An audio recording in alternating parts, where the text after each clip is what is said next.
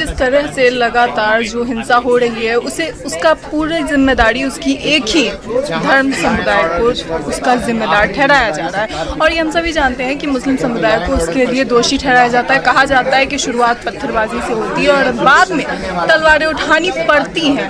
इसे लेकर आप अब ये तो जो कुछ भी इंसिडेंट होते हैं इससे ही बात समझ में आती है कि पत्थर पहले उठाया जाता है या तलवार पहले उठाई जाती है। हमारी तो ये समझ में ही नहीं आता है कि किसी धार्मिक जुलूस में हथियार की ज़रूरत क्या होती है, तलवार क्यों उठानी पड़ती है और विपन्स के साथ ये धार्मिक जुलूस क्यों निकाला जाता है। एक सवाल तो ये है ना, क्यों प्रोवोक किया जा रहा है। अच्छा, वो धार्मिक जुलूस ऐसे ही इलाकों से क्यों निकाला जा रहा है कि जहाँ पर मुसलमानों की पॉपुलेशन ज़्यादा होती है। ये बहुत सारे ऐसे सवाल हैं जो हमारे सामने हैं। तो इससे लगता यह है कि ये धार्मिक जुलूस जो निकाले जाते हैं इसके पीछे धर्म नहीं है, इसके पीछे कोई धार्मिक आस्थाएं नहीं है, लेकिन इसके पीछे सीधा सीधा यह है कि वो क्लेश करना चाहते हैं, वो हालात को बिगाड़ना चाहते हैं। और जिस तरह के फिर आप यानी स्लोगन्स बोलेंगे, आप जिस तरह से यानी प्रोवोक करेंगे, आप जिस तरह से यानी हथियार लहरा कर और जिस तरह की गालियाँ देकर, तो सब सब्र के साथ एक हद तक होगा। लेकिन कभी कभी ये होगा कि इसके खिलाफ दो चार लोग कुछ कर भी बैठेंगे।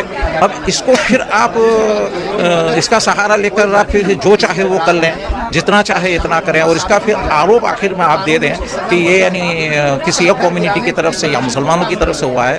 तो ये सारा जो है वो एक पूरा यानी एजेंडे के साथ, प्लानिंग के साथ ही हो रहा है और इसमें मुसलमानों को दोषित आखिर में ठहरा है। लेकिन एक चीज मिली जुली बात कही जा रही है कि यात्रा निकल रही थी और शोभा यात्रा पर पत्थरबाजी मुसलमानों के जरिए की गई। ये एक ऐसी कॉमन बात है जो प्रशासन के जरिए भी सामने आ रही है, सरकार के जरिए भी सामने आ रही है और हिंदुवादी संगठन तो लगातार कह ही रहे। आप तो ये भी देखें ना कि 4 दिन से पहले से क्या हो रहा था, कैसे प्रोवोक किया जा रहा था। फिर जबकि प्रशासन को मालूम था कि ये जो शोभा यात्रा निकल रही है, शोभा यात्रा के पहले ये सब हुआ है, शोभा यात्रा को चैलेंज बनाकर पेश किया जा रहा है और प्रशासन को ये मालूम था किस तरह के लोग इसमें शामिल है। ये सारी चीज़ें होने के बाद अगर कोई इंसिडेंट होता है और वो इंसिडेंट का पूरा यानी आरोप किसी एक पर डाल दिया जाता है तो ये इससे पता चलता है कि यहाँ कोई चीज़ अदल इंसाफ के साथ, न्याय के साथ नहीं हो रही है। खैर, इंटरनेशनल मीडिया की बात छोड़िए आप, नेशनल मीडिया, और नेशनल मीडिया का तो एक बड़ा मीडिया वो है कि वो जो कहते हैं वही बोलती है। माफ़ करना, आप लोगों के सामने हम साफ बात करते हैं कि असल में हकीकत को तलाश करना चाहिए। पत्थरबाजी किसने की है, क्यों की है, इसके पीछे क्या क्या कारण है, वो कोई देखने को ही तैयार नहीं है। पत्थरबाजी की है कि नहीं है वो भी एक तो सवाल है।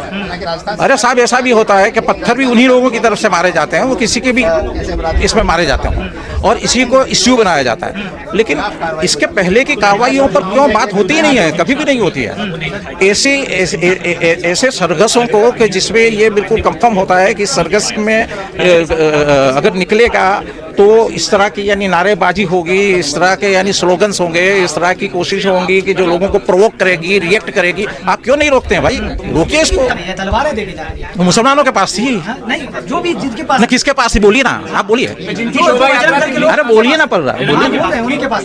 तो फिर कार्रवाई कर रही है सरकार, वो एक तरफा कार्रवाई कर रही है। बिल्कुल कर रही है, हम भी वही कह रहे हैं। जो घटना हुई उसमें कहा गया कि मोदी योगी का नाम लेंगे तो ही देश में। हाँ, तो यही मानसिकता बनाई जा रही है। जो लिंचिंग हो रहे हैं, जो दूसरी चीज़ें हो रही हैं, मानसिकता वही बनाई जा रही है।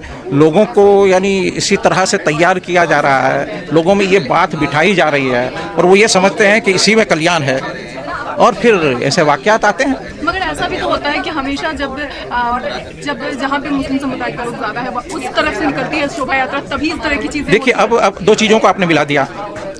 चलिए, शोभा यात्रा में पत्थर डाल दिया मुसलमान ने, उस ट्रेन में क्या मुसलमान ने कुछ किया था?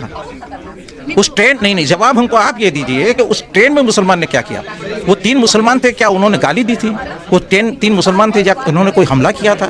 वो अच्छा, आप कहते हैं कि वो पागल जैसा था, तो वो 3 बोगी में घूमकर वो मुसलमान को क्यों तलाश कर रहा था? इसको कोई और दिखे ही नहीं थे वहाँ पर। यानी ये सारी जो बात है इस पर भी हमको सोचना चाहिए, गौर करना चाहिए कि क्या मानसिकता आपने बना रखी है। मोनू मानेसर को लेकर क्या कहेंगे? मोनू मानेसर को जल्दी से पकड़ लेना चाहिए, इसको अंदर डाल देना चाहिए, और क्या कहेंगे। चलिए, शोभा यात्रा में नहीं आया होगा वो, लेकिन जो जुनैद का और वो इसको मारने में कौन था? क्या वो भी मासूम था?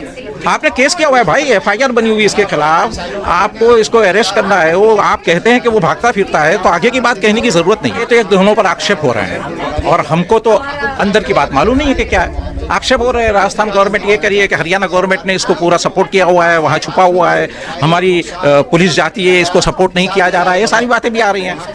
तो हम तो ये नहीं कहते हैं कि न तो राजस्थान गवर्नमेंट दूधे धुली है, न तो आपकी हरियाणा गवर्नमेंट दूधे धुली है।